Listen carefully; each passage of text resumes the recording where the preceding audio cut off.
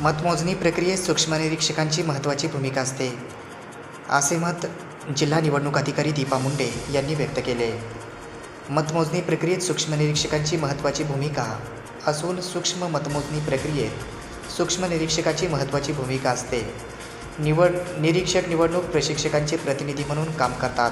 त्यामुळे सूक्ष्म निरीक्षकांनी अधिक सजग राहून मतमोजणीच्या प्रक्रियेत सहभाग नोंदवण्याचे आवाहन जिल्हा निवडणूक अधिकारी दीपा मुंडे यांनी आज केले.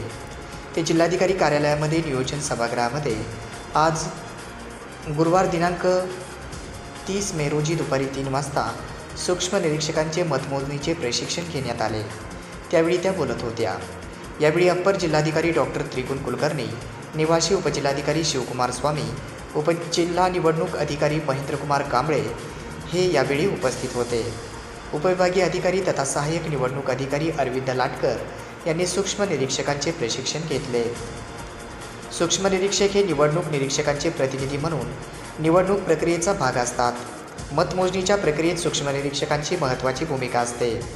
मतमोजणी कक्षात एक सुपरवायझर, एक सहाय्यक आणि सूक्ष्म निरीक्षक असे 3 लोक असतात.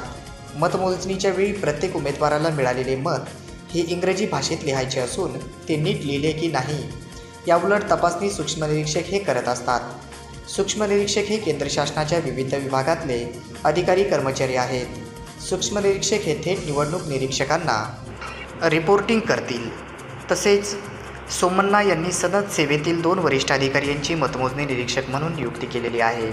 या दोन्ही निवडणूक निरीक्षकांच्या आदेशाचे पालन सूक्ष्म निरीक्षक यांना करावे लागणार आहे, असे देखील या ठिकाणी सांगण्यात आले. यावेळी जिल्हाधिकारी यांच्यासह अन्य वरिष्ठ अधिकाऱ्यांची या दरम्यान उपस्थिती होती.